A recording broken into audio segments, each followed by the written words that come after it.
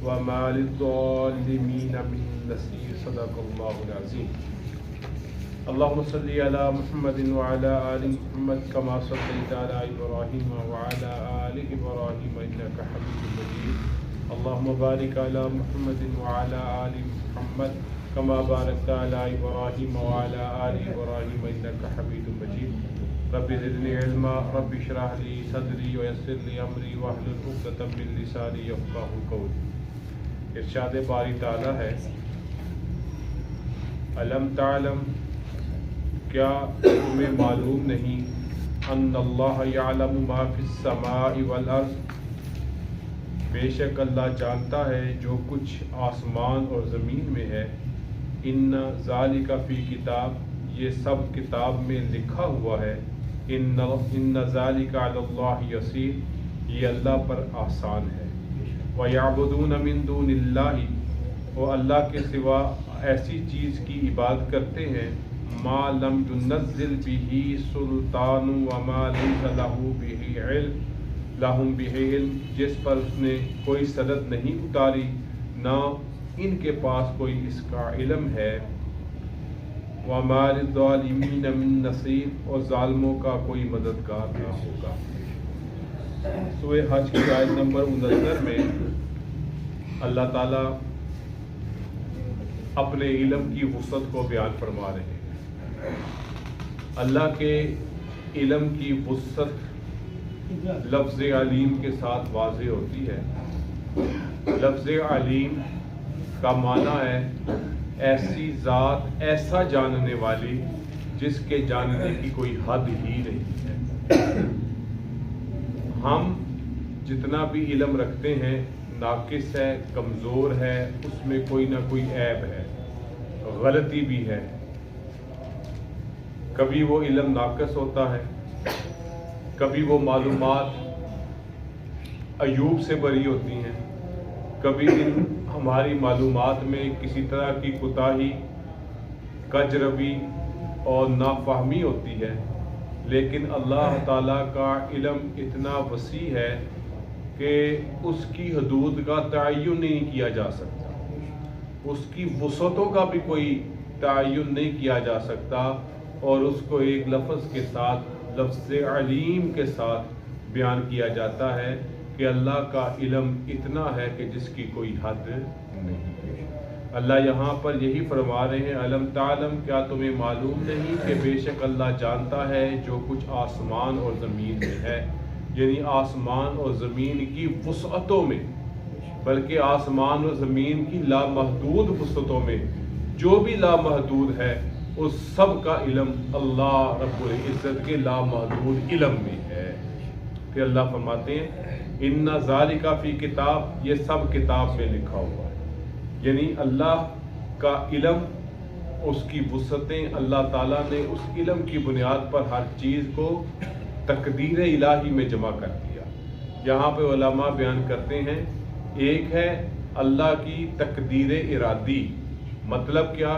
کوئی بھی کام اللہ کے ارادے اور مشیت سے خالی نہیں ہے ہر کام اللہ کے ارادے سے اللہ کے چاہنے سے اللہ کی مشیت سے ہوتا ہے اور دوسرا ہے تقدیر علمی کیا معلوم کہ اللہ تعالیٰ نے جو کچھ بھی تقدیر میں لکھا ہے اپنے علم کی بدولت لکھا ہے کیونکہ اللہ تعالیٰ ہر چیز کے علم کو جانتے ہیں اسی بنیاد پہ اللہ تعالیٰ نے ہر شے کو اس میں لکھ دیا اور اسی کا تذکرہ اللہ فرمائے ان ذالک فی کتاب جتنے بھی علم کی وسعتیں ہیں جتنے بھی کسی چیز کے بارے میں معلومات ہیں جتنی بھی کسی چیز کی حقیقتیں ہیں وہ ہر چیز اللہ تعالیٰ نے اپنی کتاب میں اپنے علم کی بنیاد پہ درج کر دی ہیں اور اسی کو کہا گیا یہ تقدیر علمی ہے اللہ تعالیٰ بھی جو بھی ہمارے بارے میں جانتے ہیں یہ کیسا ہوگا کیا کرے گا کب کرے گا کیوں کرے گا اللہ نے ہر چیز کو اپنے علم کی بدولت وہاں پہ لکھ دیا کیونکہ اللہ کی ذات علیم ہے اور ایسی علیم ہے جس کے جاننے کی کوئی حد ہی نہیں ہے پھر اللہ فرماتے ہیں ان ذالک علی اللہ یسیر یہ اللہ پر آسان ہے جی اللہ کے لیے کوئی دیکھیں، ہم نے کسی چیز کا علم حاصل کرنا ہو، کسی چیز میں مہارت حاصل کرنی ہو، کسی چیز کا فن حاصل کرنا ہو تو ہم محتاج ہیں دوسروں کے،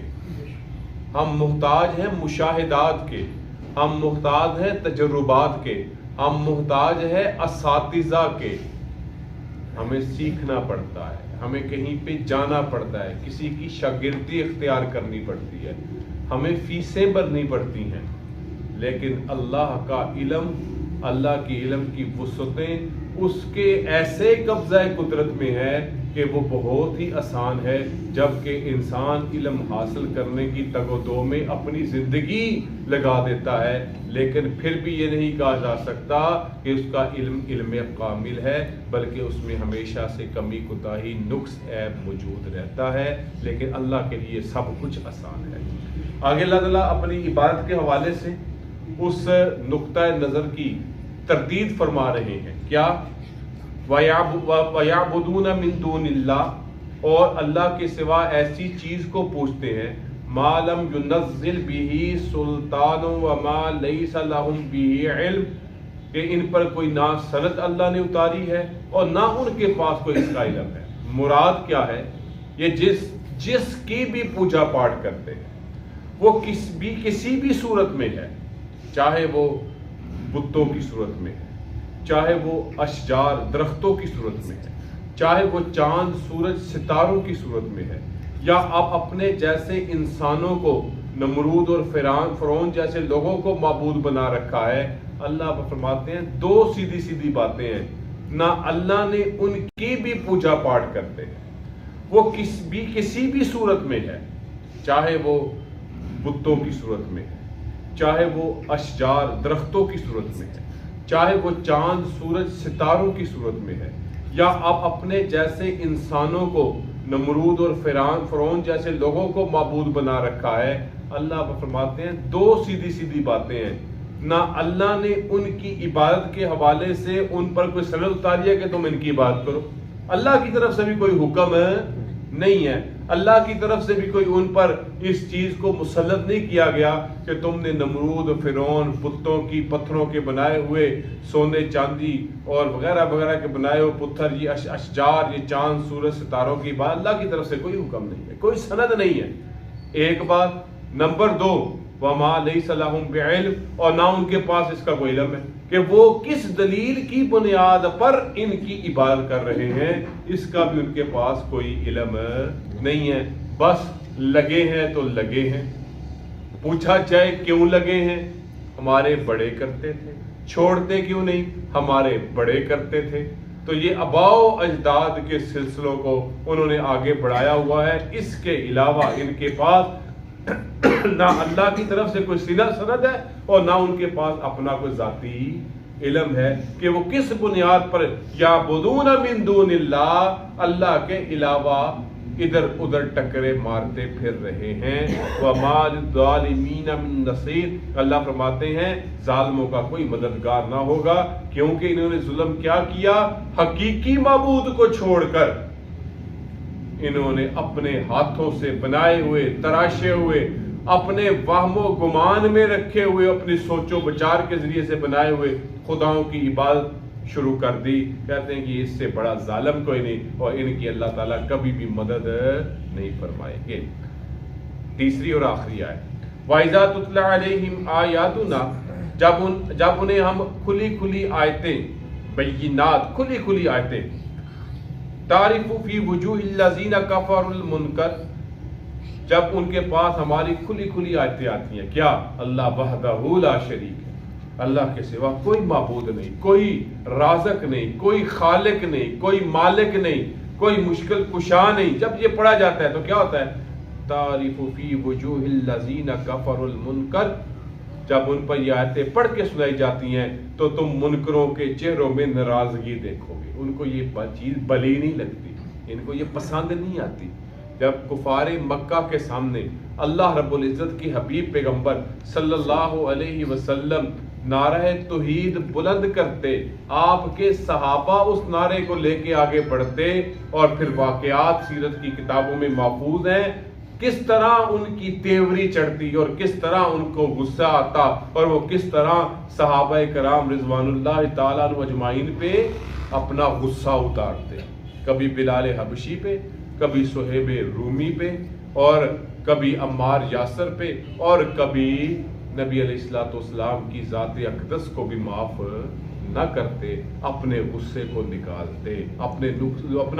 اپنے غصہ جو ان کے چہروں پہ ہوتا اس کو عملی صورت میں ظلم و ستم کے پہاڑ ڈالتے۔ اللہ فرماتے ہیں یکادون یسطون بالذین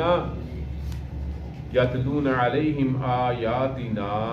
قریب ہوتے ہیں جو لوگ انہیں ہماری آیتیں پڑھ کر سناتے ہیں ان پر حملہ کر دیں، یعنی قریب ہے کہ ان پر حملہ کر دیں، ان کو ماریں پیٹیں۔ ہوا بھی ایسا،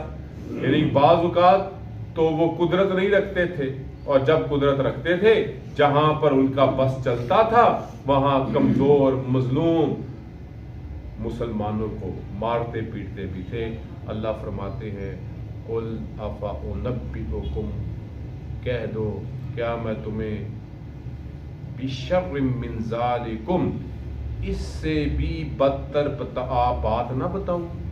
تم ان کو مارتے ہو، ان پر غصہ کرتے ہو، ان پہ ظلم کرتے ہو۔ اللہ فرماتے ہیں اے میرے محبوب ان سے کہہ دیجئے افانبئکم بشر من ذالکم، یہ تو تمہارا جو ظلم و ستم ہے، جو تمہارا غصہ ہے، جو تمہاری گالی گلوچ ہے، جو تمہاری تان و تشنیع ہے، جو کچھ بھی تم برا کرتے ہو اس سے بھی برا تمہارے ساتھ ہوگا۔ اور وہ کیا ہے؟ اللہ نے ایک لفظ میں ساری بات کو سمیٹ دیا، النار، جہنم کی آگ، جہنم کا عذاب، جہاں پر ان کفار مکہ کو یا جن لوگوں نے بھی اللہ کی توحید اور نبی علیہ الصلوۃ والسلام ہوں یا پہلے انبیاء کرام ہو ان کی رسالت کا انکار کیا، ان کی یہ مار پیٹ کوئی حیثیت نہیں رکھتی جہنم کی آگ کے مقابلے میں۔ اللہ نے سیدھا فرمایا النار، وہ کیا ہے سب سے بڑی خبر، بری خبر ان کے لیے؟ خبردار ہونا کس سے؟ جہنم کی آگ سے۔ اللہ نے فرمایا وعد اللہ الذین کفروا، جس کا اللہ نے منکروں سے وعدہ کیا ہے، یعنی اللہ تعالیٰ ان کو پھینک کر رہے گا، ان کو جلسا کے رہے گا، ان کو اس آگ میں ڈال کے رہے گا۔ وبئس المصیر، وہ کوئی مزے کی جگہ نہیں،